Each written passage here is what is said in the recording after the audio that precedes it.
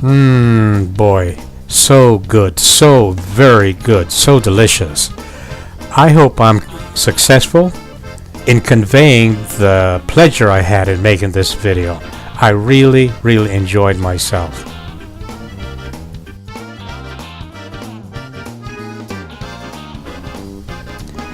Chicken, of course, at $1.66 a pound. I only bought $2.97 worth of chicken, which turned out to be 4 pieces. First things first, I handled the chicken in the shopping bag, the plastic shopping bag, because I didn't want it to get on the counter. I think you do the same thing.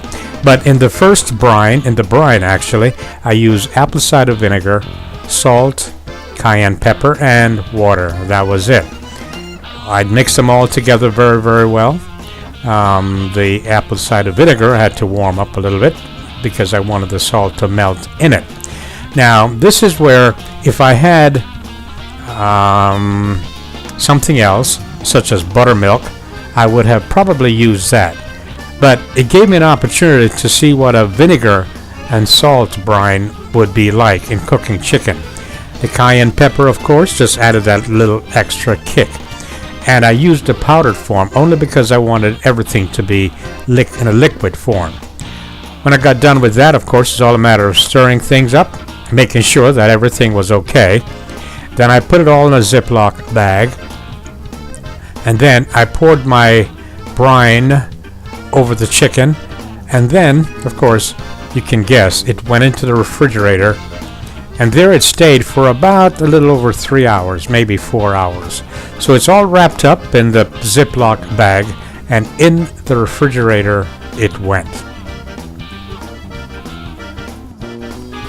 The timing could not have been more perfect because I had some errands to run.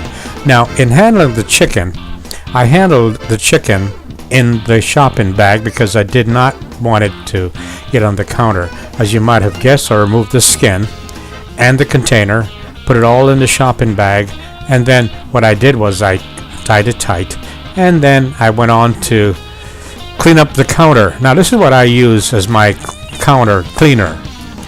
About equal amount of vinegar and alcohol, and then I add some bay rum to neutralize the smell of the vinegar. But that's simple, and it all goes into a spray bottle, of course.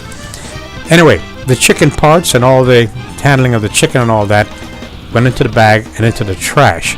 Now, I might have told you earlier that I used very few sheets of paper towel. Instead, I used these towels right here. $3.99 a dozen at Walmart. Here it is. Drum roll, please. This is a very special gift from my friend and fan, RW. He sent this to me a long time ago. Yesterday, my son came over, and together we put together a counter specifically for this. Actually, he put it together. I just watched him.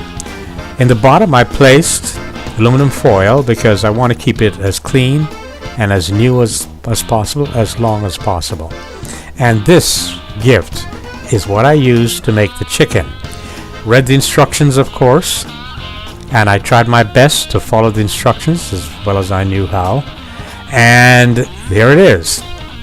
Now, when I got ready to cook, I left the 1-inch rack inside, took the chicken out of the refrigerator where it's been marinating for the last 3-4 hours, and placed them on the top, on the 1-inch rack. This is what I used, the 1-inch rack. Then I simply set the timer. At first I set the timer for about 10 minutes. I later changed this to 12 minutes at 350 degrees. And there it is. To turn it on, you simply push the lid down, and that's it. Then I went about my business doing other things. In the meantime, I mixed together my special seasoning, a dash of this, a dash of that, into some soy sauce and some added water. And there it was. You can be as creative as you wish. In the end, this is what I had. By the way, I added more curry than anything else because I love the taste of curry. So a dash of thyme and the rest of the stuff, some soy sauce, some added water, and curry. This is what it's looked like in my little aluminum cooking thing. So at the end of phase 1, I pulled the chicken out, and this is what they look like at the end of phase 1 after about 15 minutes of cooking. Then I placed them into my aluminum cooking dish after I made sure that my sauce was all over them. Of course, I had to do that. I'm very proud of my little thing. Now you notice that the coloring of the curry is very prominent. This is a place, by the way, where you should be able to be as creative as you wish. Add in whatever you like. Remember, it's cooking. It's the last and best way to be as creative as you wish.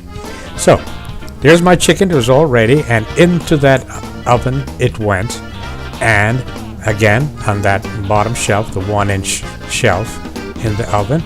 And this time, what I did, I set my oven to 15 minutes at 350 degrees, and I went about my business to do other things.